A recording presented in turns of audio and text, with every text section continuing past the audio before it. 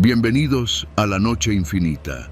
Antes de comenzar, cuéntanos en los comentarios desde dónde nos escuchas y qué temáticas te gustaría que exploremos en el futuro. Leemos cada mensaje con atención y siempre tomamos en cuenta sus sugerencias para los próximos relatos. Sin nada más que decir, comencemos. Nos mandaron al sur de Michoacán, cerca de un tramo abandonado de la carretera que conecta a Apatzingán con Cualcomán. Decían que había reportes de artefactos explosivos colocados por células del crimen organizado para entorpecer el paso del ejército y cortar rutas de abastecimiento. Nos dieron instrucciones claras: revisar y desactivar. Éramos 8 soldados de infantería bajo el mando del teniente Salinas, un tipo recio, poco dado a los discursos. La orden llegó al anochecer, con una prisa que olía más a presión política que a necesidad real. El sol ya se escondía entre las sierras cuando abordamos el convoy. 2 camionetas Cheyenne adaptadas, sin logotipos, sin marcas, sin luces. Solo nosotros, con los rifles cargados, chalecos pesados y la sensación de que algo no terminaba de cuadrar. La carretera era un hilo negro que se perdía entre cerros plagados de árboles y caminos secundarios. A medida que avanzábamos, el aire se volvía más denso. Había un silencio raro, como si el campo supiera que algo se estaba gestando. Nos detuvimos a la altura de un tramo donde supuestamente había explosivos. El teniente ordenó el despliegue en patrón de abanico, cubriendo ambos flancos. Yo iba con Zárate, mi compañero desde la academia. Buen tirador, mala cabeza, siempre hacía bromas en los momentos menos oportunos. ¿Te imaginas que esto sea una trampa?, me dijo mientras inspeccionábamos una alcantarilla. ¿Y si no?, respondí sin mirarlo, con el corazón golpeándome el pecho. El sol ya no alumbraba nada, solo la luna, enorme y casi redonda, dejaba escapar su luz pálida sobre el asfalto agrietado. Entonces escuchamos el primer clic. No fue un disparo, fue un clic seco, como el de una cámara fotográfica. Uno solo, lejano, pero claro. Todos nos quedamos congelados. Salinas nos ordenó por radio mantener posiciones. ¿Escucharon eso?, dijo con voz tensa.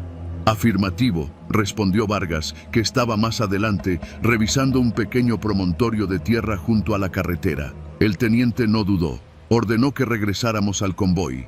Pero ya era tarde. Una ráfaga cruzó el cielo nocturno. El sonido era seco, preciso. Primero 1, luego 3 más. Zárate cayó sin emitir sonido. Le dispararon desde la maleza. Yo me lancé al suelo, sintiendo la tierra caliente pegándose a mi cara. Desde los cerros, sombras comenzaron a disparar sin piedad. Usaban silenciadores, armas automáticas, precisión quirúrgica. «¡Retirada controlada! ¡A los vehículos!», gritó Salinas. Pero cuando alcanzamos la Cheyenne más cercana, ya ardía. Alguien le había puesto fuego con un cóctel Molotov. El segundo vehículo no respondía por radio. Nadie contestaba. Nos estaban cazando. No era un enfrentamiento, era una ejecución medida al milímetro. Cada movimiento que hacíamos era contestado con una ráfaga. Intentamos reagruparnos en un claro, pero cada vez que alguien asomaba 1 centímetro más allá del arbusto, un disparo lo alcanzaba. Fue Vargas quien dijo lo que todos pensábamos. «Nos están grabando». Y entonces lo vi. En la cima de uno de los cerros, una figura sostenía lo que parecía una cámara, apuntándonos. La lente brillaba con la luz de la luna. No se escondían, no lo necesitaban. Sabían que no saldríamos vivos de ahí. «Nos están usando como mensaje», murmuró Salinas. Nadie respondió. Lo sabíamos. Alguien nos había mandado a esa carretera sabiendo que no saldríamos. No había drones, ni apoyo aéreo, ni refuerzos. Solo nosotros y la cámara que captaba cada herida, cada grito, cada muerte. Quedábamos 4. Corrimos cuesta abajo entre la maleza, sin dirección clara. Solo la urgencia de alejarnos del campo de visión de la cámara. Zárate, Vargas y los demás quedaron atrás, sus cuerpos tirados como basura. Alcanzamos una pequeña cabaña abandonada, posiblemente usada por jornaleros hace años. Tenía techo, paredes de adobe y una sola entrada. Nos atrincheramos ahí, Salinas, yo, Reyes y el cabo Ochoa. Ninguno hablaba, solo se escuchaban nuestras respiraciones, cortas y pesadas. Reyes estaba herido, un disparo en el muslo. Le hicimos un torniquete improvisado. No duraría mucho. Pasaron horas. No sabíamos si era de madrugada o si el amanecer ya asomaba. Afuera, todo era silencio otra vez. No había disparos. Solo esa sensación de que alguien nos estaba esperando a que saliéramos. En algún punto, Salinas me miró. Si algo me pasa, toma mi radio y corre. Corre lo más lejos que puedas. No quiero que esa pinche cámara me vea morir. Le prometí que lo haría. Reyes murió al amanecer. No resistió la herida. Ochoa perdió la cabeza. Salió corriendo, gritando. Lo vimos cruzar la puerta y en menos de 10 segundos, cayó. Otro clic, otro disparo. La cámara volvió a captar su caída. Salinas y yo salimos en dirección contraria, cuesta arriba por una brecha estrecha que apenas se notaba entre los matorrales. No pensábamos, solo seguíamos avanzando. Escuchábamos los pasos detrás de nosotros. 1, 2, 3. No corrían, nos seguían caminando, como si supieran que al final no podríamos ir muy lejos. Fue Salinas quien cayó primero. No por una bala, simplemente se detuvo, se giró y se arrodilló. Me entregó su radio y dijo: «Diles, cuéntales lo que pasó aquí». Seguí corriendo. Durante horas, perdí noción del tiempo. Llegué a un pueblo pequeño, olvidado del mapa. Me recibieron unos viejos campesinos que al verme cubierto de sangre pensaron que había chocado o que me había perdido. No les dije la verdad. 2 días después, me presenté en la base de Apatzingán, entregué la radio, di mi declaración, me escucharon en silencio, ninguna expresión, ningún consuelo, nunca encontraron los cuerpos. Días después, comenzó a circular un video en redes sociales. No duró mucho antes de ser bajado, pero muchos lo vieron. Mostraba a soldados emboscados, cayendo uno a uno en una carretera de Michoacán. Se veía claramente la insignia de la unidad. El mensaje estaba claro. A mí me asignaron tareas administrativas desde entonces. No volví al campo. Y todas las noches, cuando cierro los ojos, escucho ese clic. No de un arma, de una cámara. Como si aún me estuvieran grabando. Como si nunca hubiera salido de esa carretera.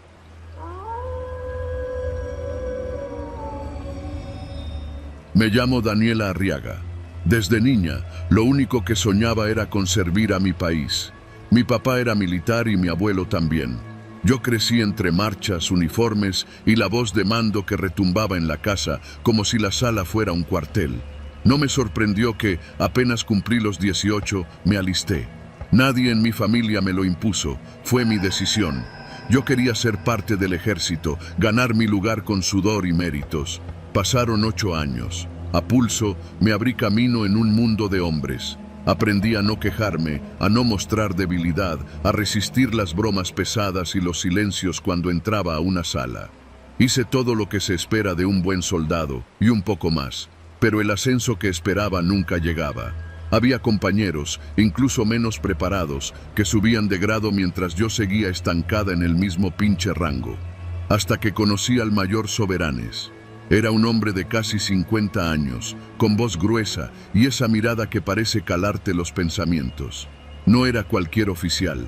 Era el encargado del área administrativa en la zona militar número 13, en Tepic, Nayarit. Un tipo con poder. El tipo que puede mover tu expediente hasta donde se necesita. Y lo sabía. Un día, después de una práctica de tiro, me mandó llamar a su oficina. Pensé que era por lo del concurso de puntería que había ganado hacía una semana. Fui sin sospechar nada. «Sargento Arriaga», dijo, sin siquiera levantar la vista de unos papeles. «Usted tiene uno de los expedientes más limpios que he visto en años. ¿Le interesa un cambio a la zona norte? Podría significar un ascenso rápido». Yo asentí de inmediato. «Claro que me interesa, mi mayor». Levantó la vista y me sonrió. No era una sonrisa agradable, era más bien estratégica. «Entonces, venga a cenar conmigo esta noche. Hay cosas que no se pueden platicar aquí». La frase quedó en el aire como una granada sin explotar. No dije nada, ni sí ni no. Solo salí de ahí con un vacío raro en el estómago. Esa noche me presentó un restaurante caro, de esos con valet parking y copas brillantes. No me dejaba hablar. Me contó sobre su familia, sus años en el ejército y cómo la vida era injusta con los buenos soldados como yo. Luego vino la frase clave, disfrazada de consejo. A veces, para subir, hay que entender las reglas no escritas. Tú tienes potencial, Arriaga, pero necesitas apoyos, compromisos. No necesitaba explicarme más. Ya lo entendía. Me sentía asqueada. Quise levantarme y marcharme, pero no lo hice. Pensé en todo lo que había aguantado para llegar ahí y en cómo él podía echar todo abajo con una firma. Esa noche no pasó nada. Solo me dejó en la puerta de mi casa con un beso en la mejilla y esa frase que se me quedó clavada como una espina. Piénsalo. Esta carrera no espera a los valientes, sino a los listos. Pasaron 3 semanas. No respondí ni a sus mensajes ni a sus indirectas en el comedor. Pero un día, en el pizarrón de asignaciones, mi nombre fue borrado del curso táctico para el que ya estaba registrada. Pregunté en administración y la respuesta fue fría. Cambio de prioridad. Nadie me lo decía, pero todos lo sabían. Esa noche, lo busqué yo. Fui al hotel donde él siempre se quedaba en sus viajes de trabajo y toqué su puerta. No llevaba uniforme, llevaba un vestido que no era mío, que le pedí prestado a una amiga. Él abrió, sorprendido al principio, luego satisfecho. Me hizo pasar. La habitación olía a whisky, a loción cara y a traición. No diré lo que pasó después. No quiero recordarlo con detalles. Solo sé que al día siguiente mi expediente volvió a estar en curso y que a la semana ya tenía fecha de ascenso. Lo que no sabía era que eso era solo el principio del infierno. Desde ese día, el mayor Soberanes se sintió con derecho sobre mí. Me mandaba mensajes a cualquier hora, me pedía que lo acompañara a eventos como si fuera su novia, y cuando podía, me mandaba lejos para que nadie sospechara. Siempre con ese tono de «estoy haciéndote un favor». Una noche, en una base temporal en San Fernando, Tamaulipas, me tocó escoltar un traslado de armamento. Iba con 4 soldados, todos jóvenes, nuevos. Yo era la única con experiencia. El trayecto era de poco más de 200 kilómetros, y en el camino me di cuenta que uno de los camiones tenía marcas raras, como si hubiera sido forzado antes. Pedí permiso para detenernos y revisar, pero mi radio estaba interferida. Intenté contactar a la base y nada. Les ordené a todos detenerse. Uno de los soldados, un tipo moreno, con cara de no entender nada, me dijo que él no podía hacer eso sin orden directa del mayor. ¿Qué chingados tenía que ver el mayor con ese traslado? Fue ahí cuando lo supe. Ese cargamento no era solo armamento oficial. Había cajas que no estaban en la lista y estaban marcadas con números que solo alguien de muy arriba podía haber autorizado. Lo que vi cuando abrí una de ellas me quitó el aliento. Dinero. Cajas llenas de billetes, perfectamente organizadas. No eran nuestras. Y yo estaba allí, con mi uniforme, mi nombre en el manifiesto y 4 testigos. Esa noche me convertí en cómplice. Volvimos sin decir nada. Al llegar a la base, el mayor me estaba esperando. Me llevó a su oficina y me ofreció un trago. No acepté. Hiciste lo correcto. A veces hay que ver más allá de las reglas. Ya estás adentro, Arriaga. Esto es más grande que tú y que yo. Pero tranquila, vas a subir muy rápido. Esa noche vomité todo lo que tenía en el estómago y no fue por el calor ni por la comida. Fue por la certeza de que estaba atrapada. Pasaron 2 años desde entonces. Subí, me volví teniente, me mandaron a zonas de conflicto, me condecoraron, me felicitaron en desfiles, pero cada vez que me miraba al espejo veía una sombra que no se borraba. Y cada vez que el mayor me hablaba sentía que me arrancaba un pedazo más de alma. Hasta que un día desapareció. Un escándalo de corrupción estalló en el norte, nombres salieron a la luz, él entre ellos. Fue detenido en su casa de Morelia, encontraron documentos, cuentas, grabaciones, muchos cayeron con él, pero no yo, porque yo tenía pruebas, porque grabé todo, porque entregué cada mensaje, cada audio, cada cita, y no lo hice por justicia, lo hice por mí. Ahora soy capitana. Nadie sabe cómo, pero todos lo sospechan. Dicen que tuve padrinos, que fui lista, y tal vez tengan razón, pero cada noche, al dormir, lo sueño, lo veo. Me habla con esa voz que ya no retumba como orden, sino como castigo.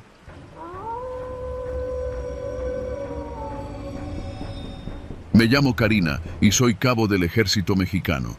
Llevo casi 9 años de servicio y aunque me ha tocado estar en zonas difíciles, nada me había preparado para lo que ocurrió en la Sierra de Tamaulipas.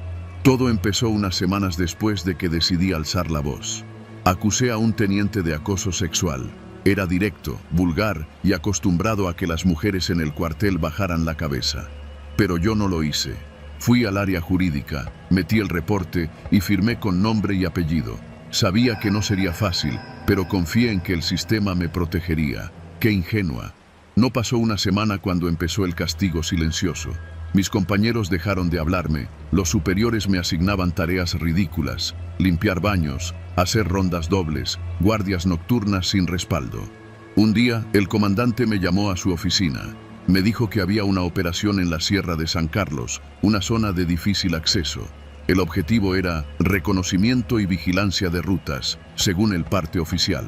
Lo raro fue que iba sola. Es una tarea menor, me dijeron. No necesitamos más personal. Me asignaron un vehículo Humvee, viejo, pero funcional, con lo necesario para acampar un par de días, provisiones mínimas, GPS, radio y un arma reglamentaria. Salí un lunes al amanecer. El camino era áspero, con curvas cerradas y tramos donde la vegetación reclamaba la carretera. Pasé por ejidos silenciosos, casas con ventanas tapiadas y perros flacos que no ladraban. A medida que me internaba en la sierra, la señal de radio se volvió intermitente. El GPS dejó de actualizarse cerca de un desvío sin señalización. Tenía que seguir las coordenadas que me dieron, pero no había camino. Era puro monte. Seguí a pie, con el fusil terciado. Caminé cerca de 4 horas hasta que encontré un claro que coincidía con las coordenadas finales. Allí había algo extraño. Huellas frescas de neumáticos, colillas de cigarro, una botella de agua con la etiqueta rasgada. No parecía un sitio abandonado. Me instalé como pude. El aire olía a tierra húmeda y humo de leña reciente. Preparé mi tienda improvisada y monté guardia. Esa noche no dormí. Escuché ruidos entre los matorrales. No animales, pasos, risas apagadas. El tipo de sonidos que no deberías oír si se supone que estás sola. Al día siguiente, reporté vía radio que el área mostraba señales de actividad reciente. La voz al otro lado me dijo que continuara el reconocimiento. Pero esa noche fue peor. Mientras intentaba dormir, escuché que algo tocaba la lona de la tienda. Me quedé inmóvil, el arma en la mano, el dedo en el gatillo. No grité, solo esperé. Después de unos segundos eternos, el sonido se fue, pero entonces lo escuché, un silbido, no una melodía, sino un llamado, largo, sostenido, como si fuera una señal. Al amanecer encontré marcas alrededor de la tienda, zapatos, humanos, más de uno. Decidí regresar. Algo no estaba bien, y sabía que no debía estar ahí, pero al volver al punto donde dejé el Humvee, el vehículo ya no estaba. Solo quedaban las marcas de las llantas. Me quedé sola, sin transporte, sin señal, a kilómetros de cualquier ayuda. Volví al claro. Esa tarde, un helicóptero pasó a lo lejos. Lo intenté contactar, pero mi radio solo emitía estática. Encendí una pequeña fogata con la esperanza de que me vieran. No hubo respuesta. Esa noche me quedé con el arma en la mano, apuntando a la oscuridad. Fue entonces cuando lo vi. No era una alucinación. Un hombre parado entre los árboles, en silencio, observando. Llevaba ropa oscura, el rostro cubierto por un pañuelo. No se movía, no hablaba, solo estaba ahí. Grité, apunté, ¡retírese!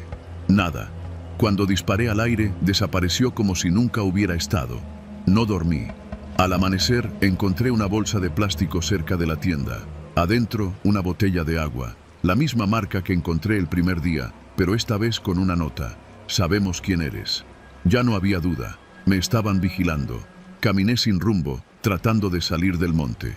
Pasé horas bajo el sol hasta que una camioneta apareció a lo lejos. Pensé que era un civil. Hice señas, pero al acercarse vi los rifles por la ventanilla. No eran soldados. Eran hombres vestidos de civil, con miradas duras y tatuajes visibles. Me apuntaron. ¿Eres Karina?, preguntó uno. Asentí, sin fuerza para negar. Súbete. Me subieron sin violencia, pero con firmeza. Me llevaron por veredas hasta llegar a un rancho, una casa de concreto, con gallinas sueltas y niños jugando descalzos. Me metieron a una habitación. Una mujer con vestido floreado me trajo comida. No era una celda, pero tampoco era libre. Un hombre llegó al rato, alto, barba cerrada, lentes oscuros. No tienes nada que temer, dijo. No estamos aquí para hacerte daño, solo queremos entender por qué estás aquí sola. No respondí. Él lo sabía. Sabía que era una trampa, no del narco, del ejército. Me dejaron allí 2 días. Me daban comida, agua. Nadie me tocó, nadie me interrogó. Pero cada noche, desde la ventana, veía al mismo hombre de antes parado entre los árboles. Solo miraba. Al tercer día, el mismo tipo volvió. Te vamos a llevar cerca de la carretera. Dirás que te perdiste, que tu radio falló y que nadie te tocó. Así se va a cerrar este asunto. Me dejaron donde empieza el pavimento. Caminé hasta un retén militar, donde me recogieron. Inventé una historia creíble. La creyeron, o fingieron hacerlo. 2 semanas después, me cambiaron de unidad. Asuntos Internos cerró el caso por falta de pruebas. El teniente sigue activo. Yo ahora estoy en Chihuahua, pero no duermo bien. A veces, desde mi ventana, creo ver esa figura parada entre los árboles. Nunca se acerca, solo observa, y yo sigo esperando a que un día decida volver por mí.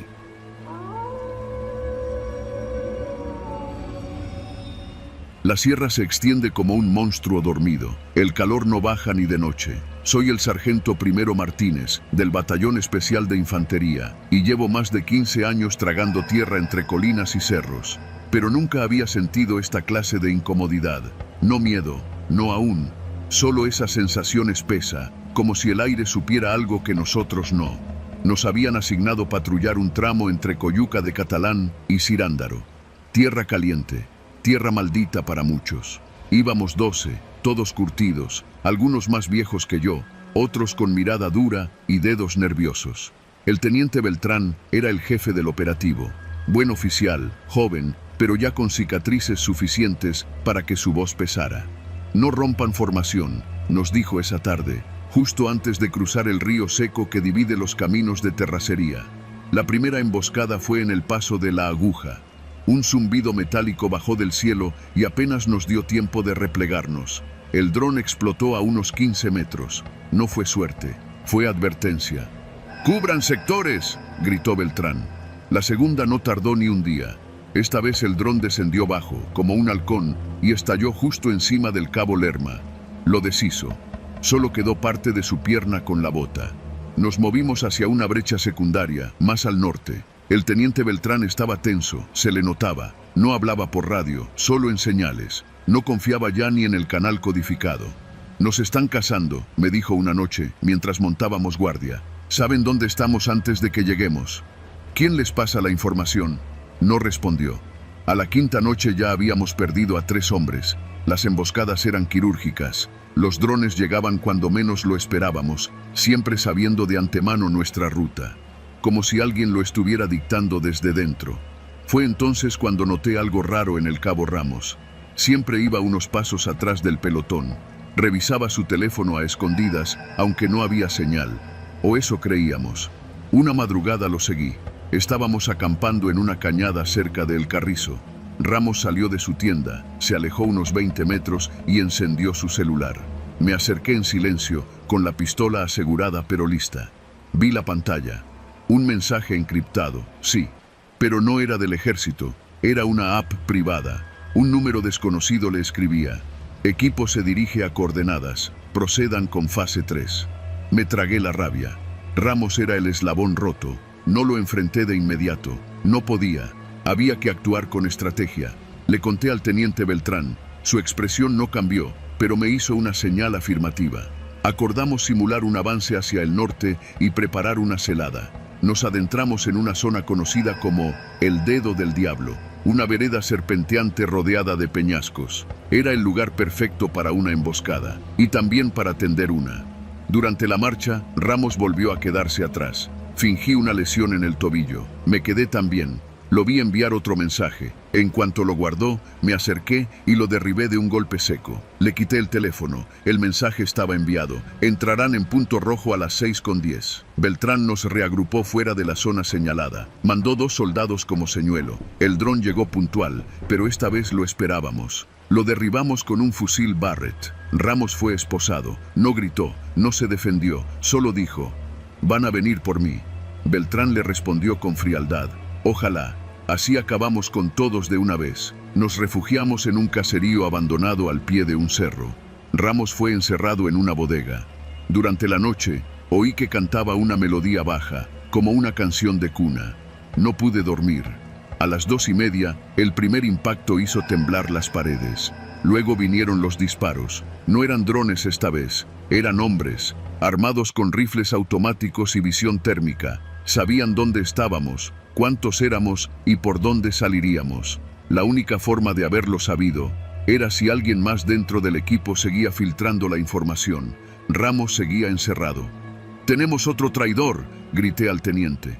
Pero ya era tarde. 3 soldados habían caído. Disparamos con furia, contuvimos el ataque, pero apenas amaneció, solo quedábamos 5. Beltrán, yo y 3 más, todos heridos. El caserío estaba hecho polvo. Los cuerpos de los atacantes no estaban. Se los llevaron. Solo dejamos atrás el cadáver del cabo Hernández. Y a Ramos, con un disparo en la cabeza. No fui yo, y eso me asustó más. Beltrán no dijo nada. Solo me miró y murmuró: «No fue él». No entendí. «¿Entonces quién?». Me miró como si yo debiera saberlo, como si la respuesta estuviera frente a nosotros. No dormimos, no comimos. Solo caminamos, siguiendo un trazo de evacuación hacia el sur, esperando no volver a ser detectados. La verdad nos golpeó en el último puesto de control. Beltrán fue llamado a una reunión con un mando superior. Yo me quedé afuera. Alcancé a oír parte de la conversación desde una rendija. «El operativo se filtró desde arriba», decía una voz. «Usaron a Ramos como señuelo. Nos hicieron creer que él era el canal». «¿Y entonces?», preguntó Beltrán. «Uno de ustedes, uno de los sobrevivientes, es el verdadero enlace». Se hizo un silencio que no terminó nunca, porque Beltrán ya no salió de esa oficina, y a mí me enviaron a reposo psicológico. Nunca hubo investigación, nunca hubo justicia, pero aún tengo el teléfono de Ramos, y lo reviso cada noche, porque cada tanto recibe un mensaje nuevo, y siempre empieza igual: «Hora de la próxima fase».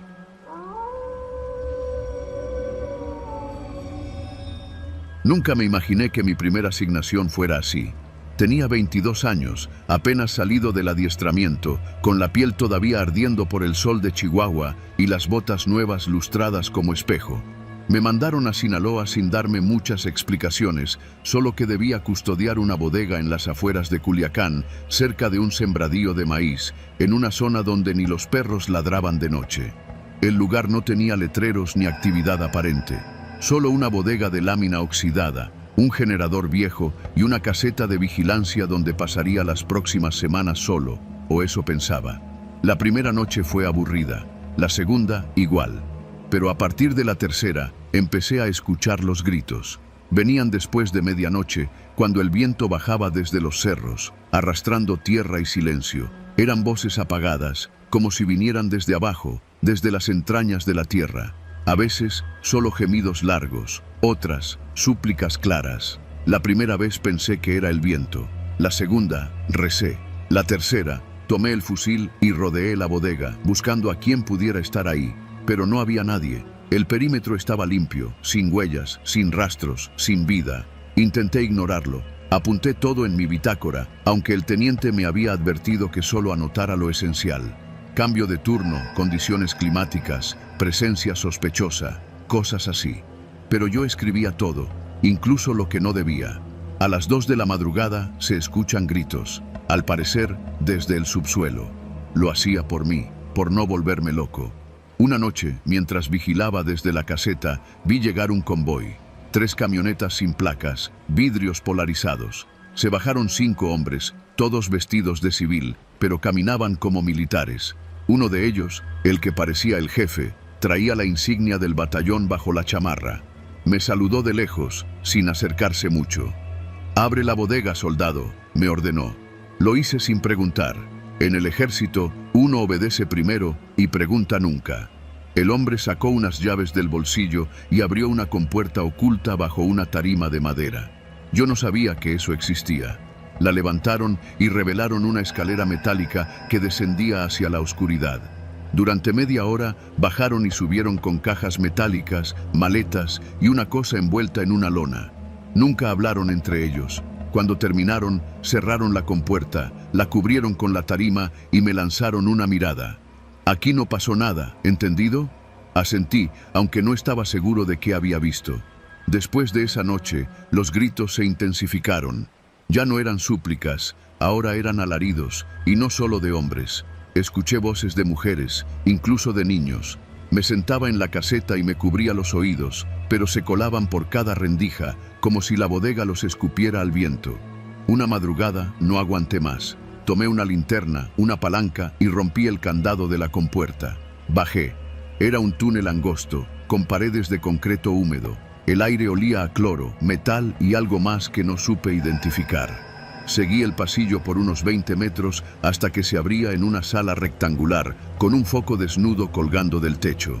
Había grilletes en las paredes, cámaras de vigilancia, una camilla metálica y charolas con bisturís, jeringas, guantes ensangrentados. En una esquina, una jaula, y adentro, un hombre amarrado, inconsciente, cubierto de golpes. Me congelé. No sabía qué hacer. Di un paso hacia él, pero escuché pasos detrás de mí. Apagué la linterna y me pegué a la pared. Dos figuras entraron, uno con una gorra militar, el otro con un delantal quirúrgico. Hablaban bajo, mencionaban códigos, nombres. Uno de ellos dijo algo que me heló la sangre. El próximo va a cantar, si no, lo hacemos como al de anoche. Esperé a que se fueran. Salí temblando, cerré todo como estaba y regresé a mi puesto. Esa noche no dormí, solo escribí en mi bitácora: operación encubierta en subsuelo, detenidos civiles, tortura. 2 días después me llamaron a la base. Me dijeron que había una revisión de rutina. Me interrogaron sobre mi bitácora. El teniente la puso sobre la mesa y me miró con una sonrisa tensa. ¿Estás escribiendo novelas, soldado? No supe qué responder. Lo que pasa en esa bodega es información clasificada. Si te preguntan, tú no sabes nada. ¿Entendido? Asentí. Me dieron una advertencia verbal y me mandaron de vuelta. Esa noche, los gritos se convirtieron en palabras. Alguien gritó mi nombre, 2 veces, como si supiera que yo estaba allí. Me quebré. Escribí una carta para mi madre, sin mencionar detalles, solo que no estaba bien, que necesitaba salir de ahí. Al día siguiente, simulé una caída. Me fracturé el tobillo contra un muro. Me llevaron al hospital militar. Me dieron licencia médica. Nunca regresé a Sinaloa. Meses después, me llegó una caja por paquetería, sin remitente. Adentro, una copia de mi bitácora, la misma que había entregado, y una nota escrita con tinta roja. El silencio también es traición. La rompí en pedazos y la quemé. Pero las voces, esas no se han ido. A veces, cuando todo está en silencio, creo escucharlas de nuevo, llamándome desde el suelo, desde ese infierno bajo la tierra que una vez juré proteger y que aún me reclama.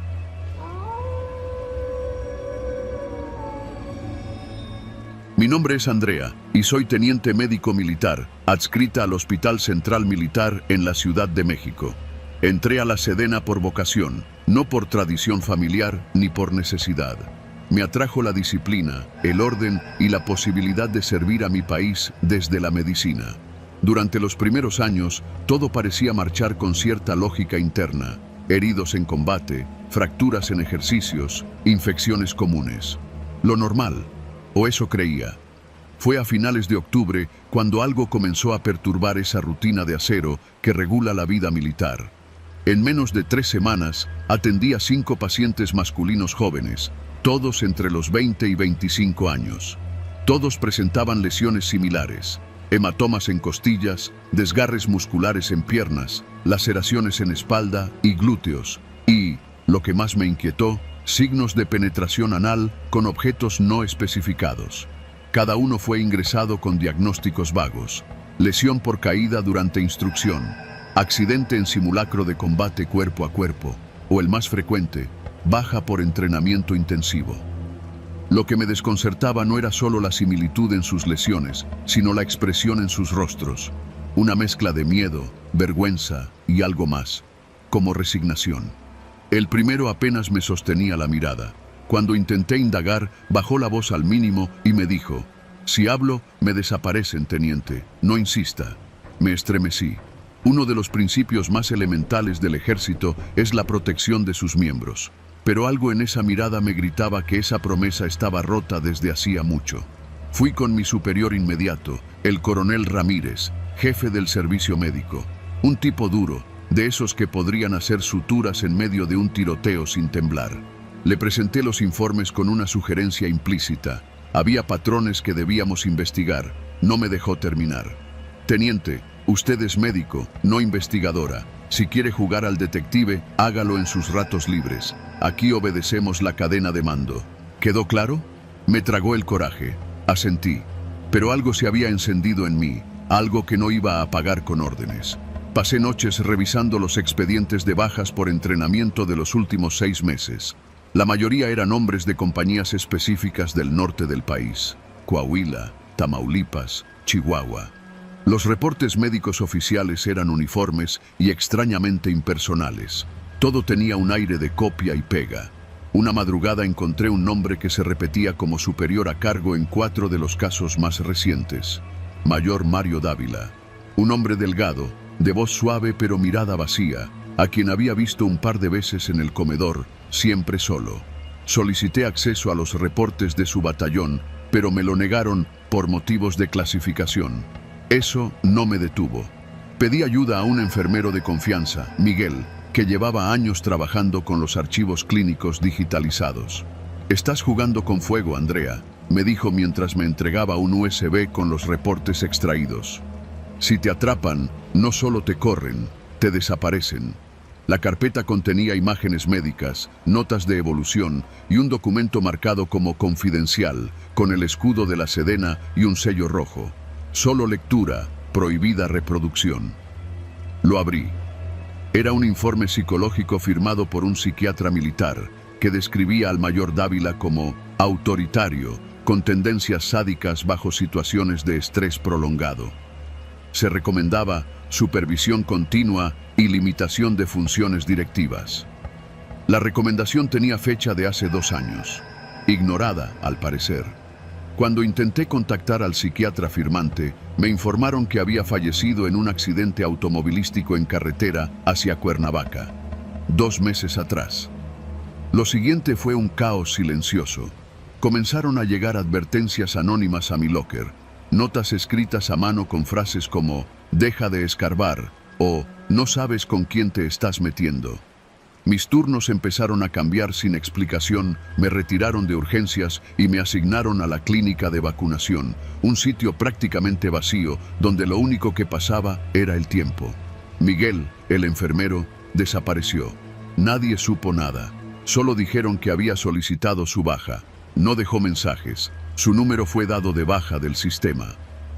Un viernes, mientras cenaba en el comedor, me llamó el general Ortega, comandante del hospital. Nunca me había dirigido la palabra directamente. Me pidió que lo acompañara a su oficina. «Teniente, su comportamiento ha sido observado», dijo sin mirarme directamente. «Está usted desobedeciendo directrices internas. Entiendo que sus intenciones pueden ser buenas, pero está tocando áreas sensibles del sistema, áreas que ni siquiera yo puedo tocar». «Señor, estamos encubriendo abusos sistemáticos. ¿Eso no merece atención?» Usted no entiende el tamaño del problema. Estamos hablando de estructuras que vienen desde arriba, mucho más arriba de lo que imagina. Guardó silencio unos segundos, como si debatiera internamente qué decirme. Ya ha sido transferida. Su nuevo destino es el Hospital Militar de Guadalajara. Su vuelo sale el lunes. No se oponga, no va a ganar nada. Y sí, esto es por su seguridad. La amenaza disfrazada de consejo. No fui a Guadalajara, renuncié. Rompí mi juramento militar y presenté mi baja voluntaria. Lo hice sin ceremonia, sin despedidas. Sabía que no podía quedarme, pero tampoco podía quedarme callada. Hoy vivo con nombre cambiado, en una ciudad distinta, con un trabajo en una clínica privada donde nadie pregunta de más. Pero cada noche, al cerrar los ojos, recuerdo las miradas de esos soldados, sus cuerpos golpeados, sus voces rotas y la institucionalidad que los entregó como carne de cañón a hombres como el mayor Dávila. Una vez intenté contactar a una periodista.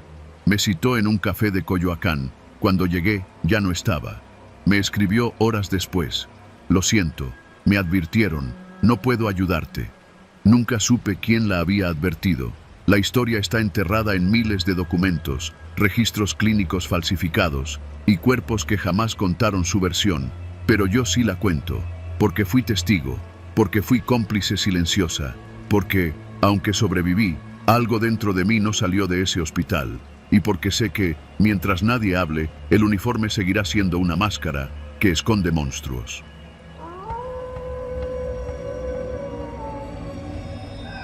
Me llamo Daniel y soy capitán en el área de inteligencia del ejército mexicano. Llevo más de 15 años metido en esto. Escuchas telefónicas, intercepción de mensajes cifrados, vigilancia discreta, análisis de patrones. Todo eso que no aparece en los noticieros, pero que sostiene el andamiaje frágil de lo que queda de orden en este país. O eso me gusta pensar.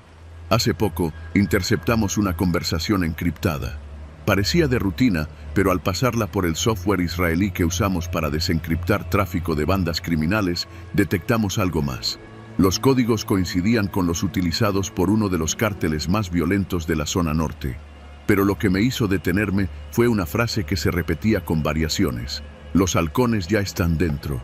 El comandante de Torreón, el de Jiménez y uno en inteligencia. Todos nuestros. Lo reporté de inmediato a mi superior, el coronel Ramos. En cualquier país serio, eso habría desatado una operación interna. Pero Ramos solo me miró con una expresión que no supe leer del todo. Me dio una palmada seca en el hombro y me dijo: «Buen trabajo, Daniel. Déjame manejar esto. Por ahora, ve haciendo tu mochila. Te vas a Zacatecas, zona caliente. Necesitan a alguien de confianza». Le pregunté por qué Zacatecas, si el mensaje hablaba de Coahuila y Chihuahua. No respondió. Solo se levantó, me dio la mano y se fue de su oficina. 24 horas después, estaba en una camioneta blindada rumbo a una región sin cobertura de celular ni internet. Una zona de sierra, árida y polvorienta, donde las brechas apenas se distinguen del paisaje. Me asignaron una pequeña base improvisada, un módulo de concreto de 2 habitaciones, sin energía continua. La radio de corto alcance era el único medio de comunicación, pero llevaba 2 días sin recibir señal. El cabo que me acompañaba, López, era un muchacho joven, apenas 22 años, silencioso, siempre alerta, como si supiera que todo esto era más grande que nosotros. Al segundo día, me miró con esos ojos negros y me soltó: «Mi capitán, aquí no hay nadie que nos venga a ayudar si se pone feo». Asentí. No había nada que decir. Al tercer día descubrimos que no era un destacamento normal. No había órdenes, no había patrullajes coordinados, no había superiores preguntando por nuestro estado. Era como si nos hubieran arrojado allí para desaparecer. La noche cayó pesada. Había un calor seco que subía del suelo y hacía que todo oliera a tierra quemada. López y yo dormíamos por turnos. A eso de las 3 de la mañana me despertó. Su rostro estaba más pálido que de costumbre. «Vi unas luces en la brecha, mi capitán. No sé qué era, pero no eran faros normales. Salí armado. No había viento, no había cigarras, no había ni perros ladrando. Silencio total. El tipo de silencio que te muerde los huesos». Caminamos unos metros y al llegar a una curva del camino, vimos las huellas de llantas recientes. No eran nuestras. Alguien había estado allí, pero no escuchamos motor alguno. Nadie se acercó, nadie preguntó por nosotros. Esa mañana revisé el equipo. Nuestra radio había sido saboteada. Alguien había abierto la caja y desconectado la antena interna. El cable estaba cortado con precisión. No fue una rata, no fue accidente. Esa noche, López no durmió. Yo tampoco. Nos turnábamos para vigilar, con el rifle en las manos, mirando hacia el monte, hacia donde habíamos visto las huellas. Al amanecer del cuarto día, López desapareció.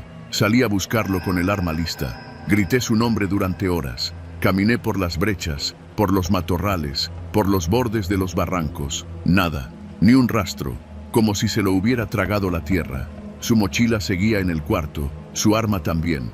Eso me hizo temblar. Nadie deja su arma atrás. Regresé al módulo, cerré con llave y empujé la mesa contra la puerta. Saqué la laptop con conexión satelital de respaldo. Solo se puede usar en casos extremos. Encendí el sistema, apunté la antena al cielo y esperé. Mandé un mensaje directo al cuartel central, código de máxima prioridad. Oficial desaparecido, sospecha de infiltración, requiere extracción inmediata. La respuesta tardó una eternidad en llegar. Mensaje recibido. en proceso. Pasaron 3 días más. Nadie vino. Cada noche escuchaba pasos afuera, ruidos de motor a la distancia, como si alguien diera vueltas sin acercarse nunca. Alguien jugaba con mi cabeza. Me quedé sin agua, sin víveres. Estaba preparado para resistir, pero no para el abandono total. El 8º día, al amanecer, escuché la puerta abrirse. Me había quedado dormido por unos minutos. Me despertó el crujido de la madera. Levanté el rifle, listo para disparar. Era López. Tenía la ropa sucia, arañada, pero parecía tranquilo. ¿Dónde estuviste?, le grité. Perdón, mi capitán, me dormí entre los matorrales. Me perdí, dijo con voz plana. No dije nada. Había algo en su tono que no era suyo, algo en sus ojos que no reconocía. Esa noche, mientras fingía dormir, vi a López revisar mi mochila. Sacó la laptop, intentó encenderla, pero estaba bloqueada. Volvió a su catre como si nada. Al amanecer, me desperté antes que él. Le apunté con el rifle. ¿Quién eres? López no respondió, solo sonrió. Lo até a la cama, le quité el uniforme y busqué marcas, cicatrices, algo. No había nada, pero sus pies tenían callos en los talones y los dedos doblados hacia adentro, como si hubiera usado botas ajenas mucho tiempo. No era él, no esperé más. Tomé lo necesario, lo encerré y caminé hacia el norte. Caminé 2 días enteros hasta encontrar una carretera. Un convoy militar pasó por ahí. Me identifiqué, me subieron. Al llegar al cuartel, pregunté por el coronel Ramos. Nadie sabía de él. No existía en la lista de mando. Revisé los registros de misión. Nunca se registró mi asignación a Zacatecas. No había constancia de la base, ni de López, ni de la operación. Desde entonces, me tienen en una oficina sin ventanas, revisando archivos viejos. Ya no me asignan trabajo de campo. Cada vez que pregunto, me dicen que estoy confundido, que fue un operativo cancelado. Pero yo sé la verdad. Aquel mensaje interceptado reveló más que una red de oficiales corruptos. Reveló que el sistema entero ya está podrido, y yo fui parte del inventario a desechar. Pero sigo aquí, esperando, porque algún día alguien más interceptará algo. Y ojalá tenga el valor de no callarse, porque la próxima vez quizá no haya nadie que regrese.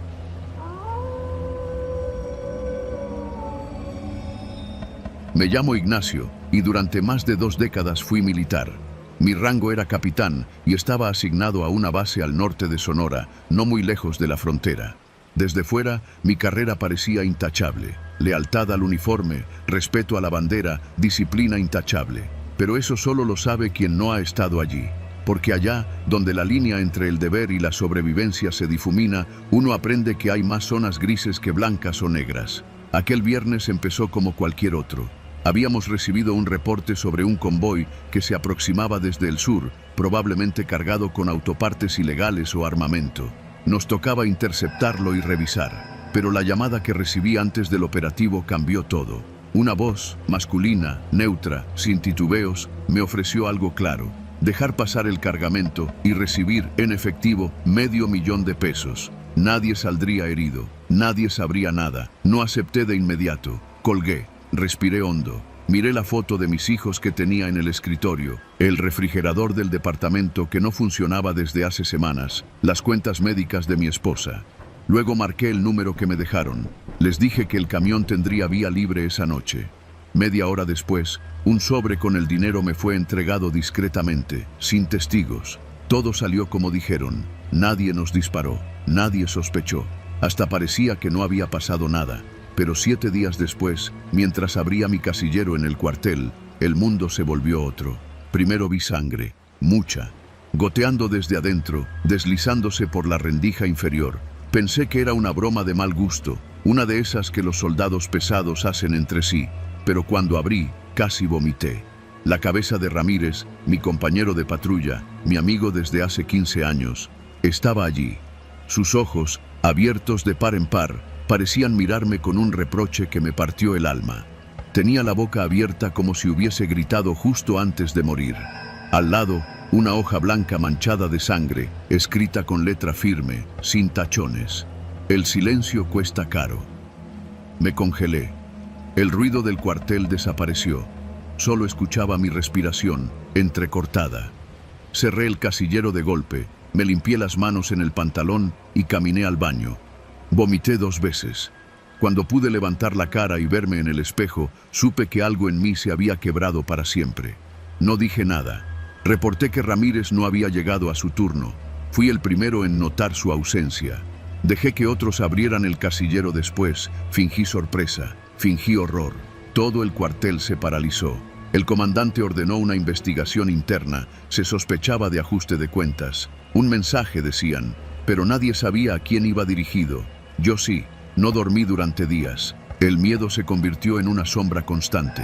Empecé a notar cosas. Un coche estacionado siempre frente a mi edificio, el mismo sujeto vendiendo tamales 2 cuadras abajo, las llamadas que colgaban cuando contestaba. Estaba siendo vigilado. Me estaban recordando que sabían quién era, que no olvidaban. Fui al funeral de Ramírez. Abracé a su esposa. Vi a su hijo, un niño de 8 años que jugaba con su uniforme diminuto, sin saber que su padre había sido decapitado por culpa de un cobarde, por culpa mía. Pensé en desertar, en pedir un traslado, en irme del país, pero no. Sabía que me estaban probando. Sabía que cualquier paso en falso se interpretaría como traición. Así que seguí mi rutina, cumplí mis guardias, fingí normalidad. Una semana después, llegó otro mensaje. Esta vez no fue una nota, fue una llamada. Me citaron en un motel a las afueras de Hermosillo. Quise negarme, pero entendí que no tenía elección. Entré a la habitación. Era pequeña, con luz amarilla y un colchón raído. En una silla de plástico estaba un hombre con camisa blanca, brazos cruzados. No me pidió mi nombre, solo habló. «Ya viste lo que pasa cuando hablas de más», me dijo. «Pero también viste que respetamos los acuerdos. Tú cumpliste, y nosotros también». Yo no respondí, no podía. «Ahora te toca demostrar que no fue suerte. Hay otro cargamento, la próxima semana. Solo asegúrate de que nadie lo moleste». Levantó una bolsa negra. Su sonido, al caer en el colchón, me heló la sangre. Dinero. Más del doble que la primera vez. No la toqué, solo lo miré. «Tú decides, capitán, pero ya sabes lo que pasa cuando uno quiere hacerse el héroe después de haber sido parte del circo». Se levantó y salió sin voltear. Me quedé ahí, mirando la bolsa, el sudor empapándome la espalda. Sabía que si aceptaba, ya no habría regreso. Pero si decía que no, sabía exactamente qué pasaría. El silencio cuesta caro. Regresé al cuartel como si nada. Esa noche, mientras limpiaba mi arma, supe que tenía que hacer algo. Y lo hice.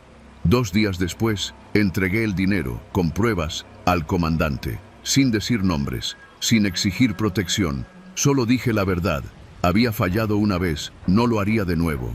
Lo último que recuerdo es el sonido del clic al cerrar la puerta de la sala de interrogatorios. Porque desde ese momento, dejaron de tratarme como un capitán. Fui otra pieza más, esta vez desechable. Me asignaron a un destacamento remoto, casi en la sierra, sin radio, sin refuerzos, sin luz eléctrica. Un castigo sin sentencia. Sabían que los del otro lado eventualmente se enterarían, que vendrían.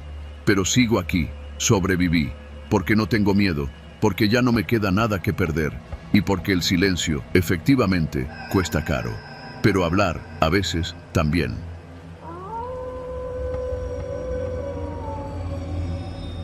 Soy el sargento Rubén Estrada y no tengo antecedentes penales. Jamás he desobedecido una orden, ni he cruzado la línea que separa el deber de la barbarie. Al menos, eso pensaba. Regresábamos de una operación en Reynosa. Una misión limpia, quirúrgica, como dicen los altos mandos. 3 objetivos detenidos, 1 abatido, sin bajas de nuestro lado. Ni una gota de sangre fuera del protocolo. Al llegar al cuartel en Apodaca, lo de siempre. Revisión del equipo, entrega de informes, el tedio de la burocracia militar. Esa noche, mientras desempacaba mi mochila, encontré algo que no debía estar ahí. Una memoria USB, negra, sin marcas, envuelta en cinta aislante. Lo primero que pensé fue en una broma. En mi unidad se jugaban ese tipo de cosas. Una vez le pusieron una foto de un narco decapitado a un cabo nuevo solo para ver si aguantaba, pero esta vez era diferente. Nadie se había acercado a mi mochila. Nadie. La conecté a mi laptop, encerrado en mi cuarto. No había nombre de archivo, solo una carpeta. Registro R5. Adentro, varios videos, sin etiquetas, sin fechas. El primero empezó sin advertencias. Un celular grabando desde una camioneta blanca. 2 hombres, arrodillados frente a un muro de ladrillo sin repellar. Uno llora. El otro solo mira al suelo. En el fondo se escucha la respiración agitada de quien sostiene el teléfono. Luego, mi voz. Ríndanse o mueran como ratas. Mi sangre se congeló. No había forma. Esa no era una frase que yo diría. Nunca he hablado así. Nunca he ejecutado a nadie. Pero ahí estaba mi voz. Y luego, mi rostro. Difuso, pero inconfundible. Las sombras no dejaban dudas. La forma de caminar, los gestos. Era yo. Disparaba sin dudarlo, con frialdad quirúrgica. Uno en la frente, otro en el cuello. Detuve el video, cerré la laptop. Intenté respirar. Recordé cada maldita misión del último año. No había registros de algo así. Ni en Tamaulipas, ni en Sinaloa, ni en Guerrero. Nada. Revisé los otros videos. Uno tras otro, ejecuciones con precisión militar. Diferentes locaciones, un taller abandonado, una milpa en Veracruz, una casa vacía con paredes pintadas de rosa. En todos aparecía yo, o alguien con mi cara. Fui directo con el capitán Meléndez. Él fue quien me reclutó, quien me salvó del infierno de la calle cuando tenía 16 años. Me recibió con su típico gesto agrio. ¿Sabes lo que pasa si me traes pendejadas a las 11 de la noche, Estrada? No respondí. Solo puse la USB en su escritorio. Lo vi palidecer conforme pasaban los minutos. No dijo nada, solo cerró la laptop con fuerza. ¿Dónde encontraste esto? En mi mochila, no es mío. ¿Seguro? Carajo, claro que estoy seguro. Me mandó a descansar y dijo que lo manejaría. Pero esa noche no dormí, ni esa ni las siguientes. 3 días después, fui llamado a la Ciudad de México. Nada oficial, ningún documento, solo una llamada del general Cordero. Preséntese en instalaciones del Centro Militar de Inteligencia, nivel subterráneo, a las 07 horas. Ahí empezó la pesadilla real.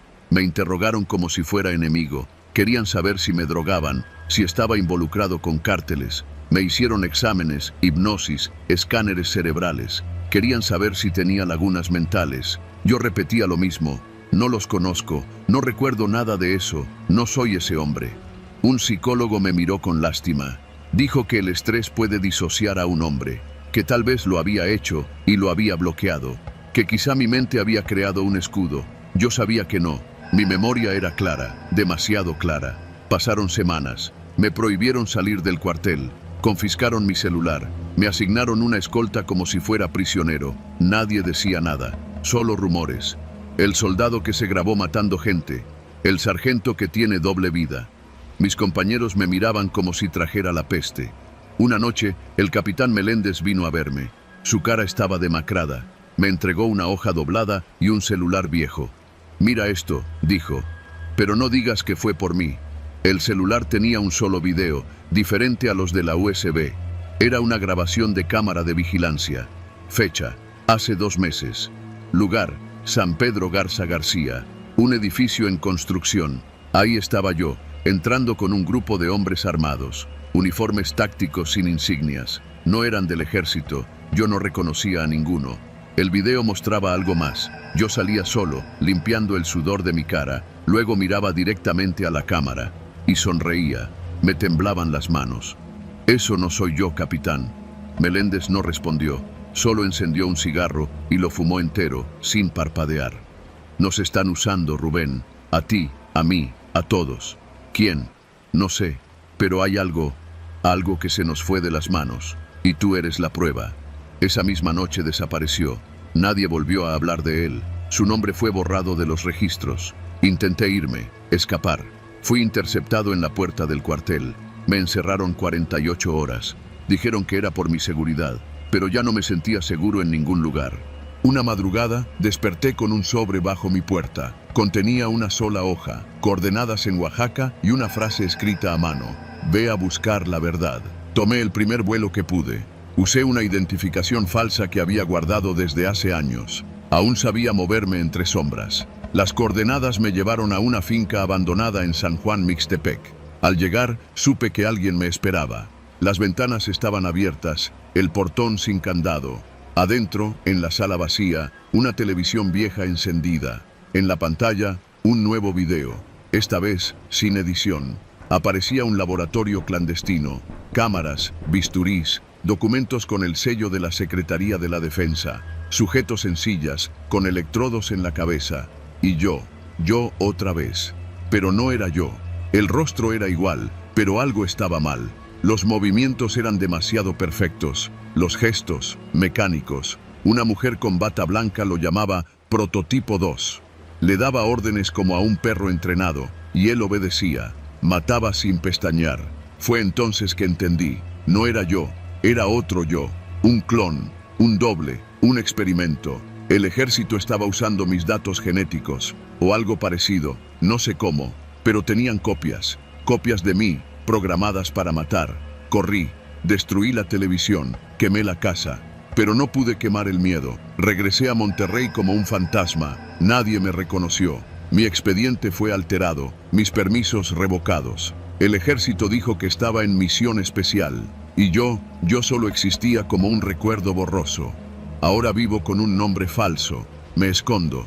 Cada noche pienso en ese otro yo, caminando por alguna sierra, ejecutando órdenes que yo jamás di, usando mi rostro para matar. Yo sobreviví, pero algo de mí murió en esos videos, porque cuando te quitan tu identidad, no necesitas estar muerto para desaparecer.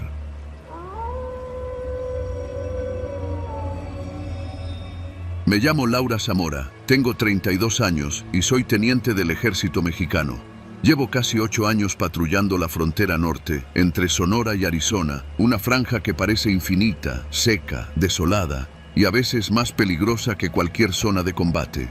Fue una madrugada de septiembre cuando todo cambió.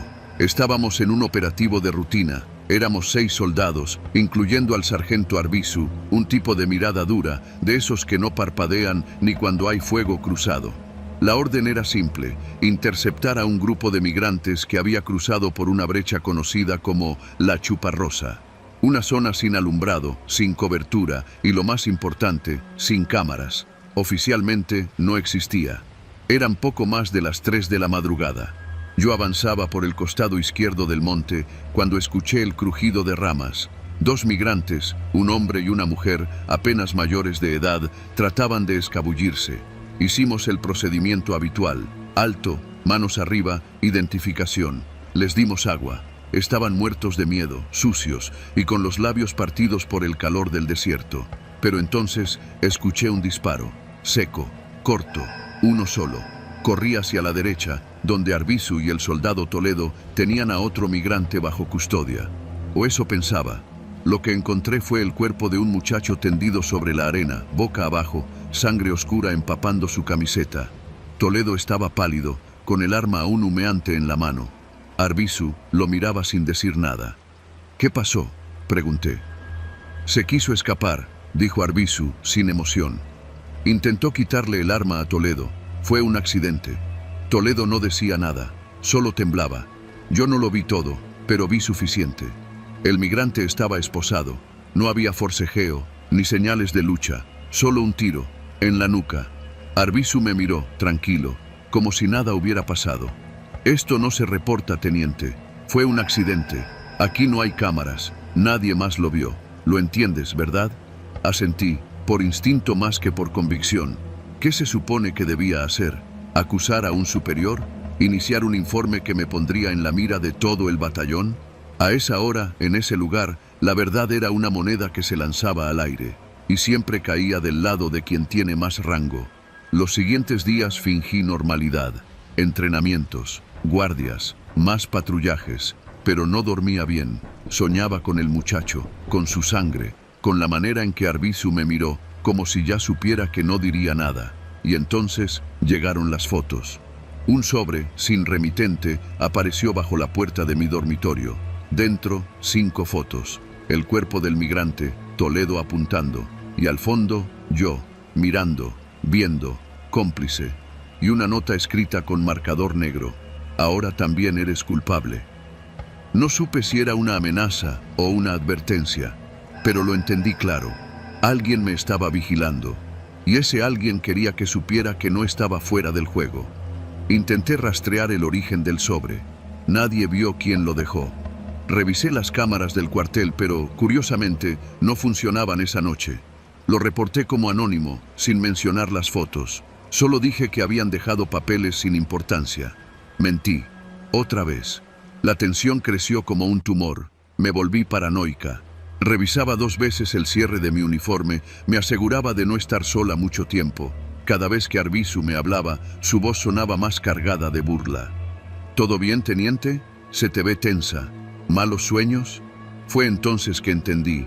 No era solo un error, era un juego de poder, una advertencia. Estaban probando hasta dónde llegaría mi silencio. Una noche, mientras hacía ronda en la zona de pernocta, me abordó el cabo Herrera, un recluta joven, hijo de un oficial retirado. Me pidió hablar en privado. Dijo que tenía algo que mostrarme. Me llevó hasta la camioneta del destacamento. Abrió la guantera, sacó un celular. No me lo vas a creer, pero yo también estaba esa noche. Estaba en la segunda unidad, la que mandaron a revisar la brecha sur. Grabé el audio del disparo. Y algo más. Puso play.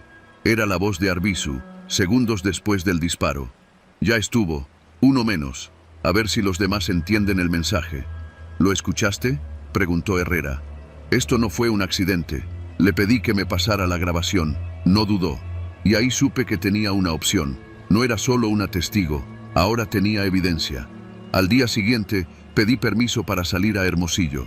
Inventé que debía ver a un médico civil. No me lo negaron.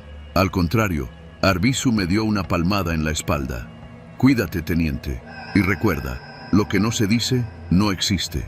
Ese mismo día entregué la grabación y las fotos a un viejo conocido de mi padre, un coronel retirado que trabajaba en derechos humanos. Me costó. Me temblaban las manos, pero lo hice. Las investigaciones comenzaron semanas después, discretas, sin ruido.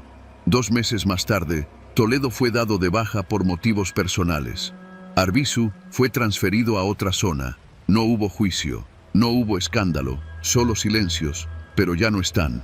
Yo sigo en la frontera, patrullando, viendo las huellas en la arena, los restos de ropa, las botellas vacías. Cada paso, cada sombra, me recuerda lo frágil que es la línea entre la obediencia y la traición. No soy una heroína, no salvé a nadie, solo no quise seguir callando. Y cada vez que el viento sopla en la madrugada, juraría que escucho una voz, muy leve, muy clara. Ahora también eres culpable, pero ya no me asusta, porque ya no estoy sola.